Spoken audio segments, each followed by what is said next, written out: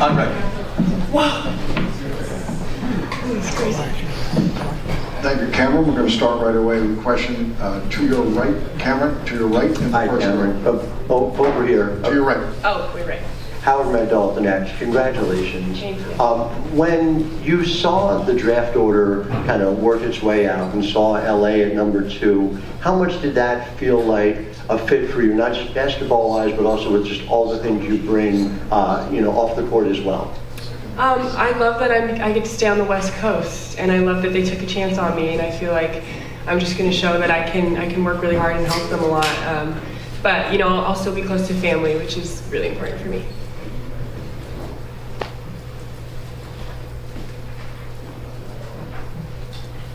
Hey Cameron, this is Megan Hall with USA Days for the Win. So my question to you is, obviously it's very, very early in your WNBA career, but when it's all said and done, what sort of legacy do you hope to leave on the court?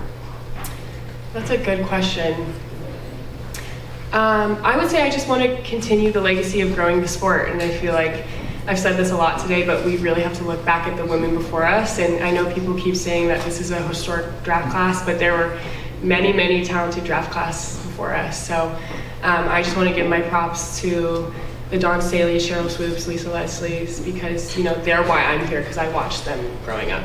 And so I just hope that I can continue that legacy for younger girls. Cameron, to your right in the second row. Hey Cameron, right here. Jackie Powell with the next. Building off of that, you obviously mentioned the people you watched. What do you remember about the WNBA growing up, and how do you think its perception in the popular culture has changed? So growing up, I said this earlier before as well, but growing up, I was kind of first introduced to the league because my mom was a product line manager at Nike and worked on Dawn Staley's signature shoe and worked with Tamika Catchings and Jen Rosati, who I've played 3-on-3 basketball for. So I think I grew up just having so much admiration for these women, and it was just really upsetting to not see that reciprocated by the public, what you see on social media. And I always do think the negative stands out more than the positive, unfortunately, but it was really upsetting for me, and there were a lot of times where I was just kind of dumbfounded by the negativity, but I think now there's a positive switch, and hopefully we just can keep that momentum going. Hey Cameron, Lloyd Carroll from the Queens Chronicle. First of all, what did you study at Stanford? And also, you went to high school at Beaverton, Oregon, which is the home of a certain well-known sports apparel company, Yes. but yet you signed with New Balance. I was curious how that happened. Yeah, so I studied communications at Stanford, and yeah, my parents both worked for Nike for 20 plus years, grew up in Beaverton, that's where the world headquarters are. Yeah, so I'm definitely a Nike kid, born and raised. I know, but New Balance came to me with, I see you're wearing New Balances, by the way. You think? My 90s. But I'm just so thankful for them because they have signed me as their first female basketball player, and they are just a phenomenal brand through and through, what they stand for, how they support their athletes. So I truly could not be more excited, and I converted. Cameron, in the center section, last row to your right. Hi Cam, Ann Killian with the San Francisco Chronicle. I have 2 questions. One, you were pretty emotional up there, and I'm wondering, are your emotions, were you worried about where you might go, or is it a big part of this huge moment for women's basketball? And also, who's hit you up on your phone yet since you've been drafted? Has a certain godbrother? Oh, yes. To answer your first question, I just think in these situations, it's a business now, and you never know.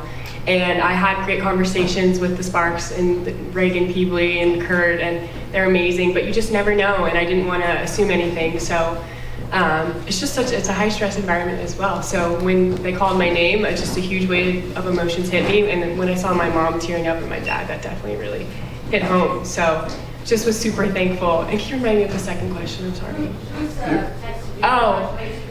Actually, I actually FaceTimed Seth like 5 minutes before the show started. So he just said to just have fun with it. I think he can just share so much great advice because obviously he's been through this, and he just said to make stuff like this fun because it can be stressful to make it fun. So he answered my mom's FaceTime call. I called Seth Curry as well. He hung up immediately because that's Seth. But then he called back right after. But yeah, they're just both great sounding boards for me. Guys, we have time for just 1 or 2 more because Camilla is ready to join us. Cameron, third row, center section, to your left. Hi, Cameron. Lachlan Ross from NBA Australia.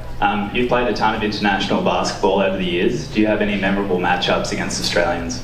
I do, and I played with some great Australians as well. Agnes Eminopu is a great friend of mine. Now she's at TCU, but I specifically remember playing against Australia, I think U16 or U17 it was. And honestly, they're some of the strongest people I've ever played against. When they hit you with the screen, it takes you a while to recover. And Lauren Jackson is one of my favorite players ever, so I just really admire her. Cameron, thank you. Thank you. Thank you, everybody. To our media, stay with us. We're going to be joined immediately by Phil Camilla Knight would Cardozo. be very upset. Guys, if you have questions for Camilla, please let me know right away.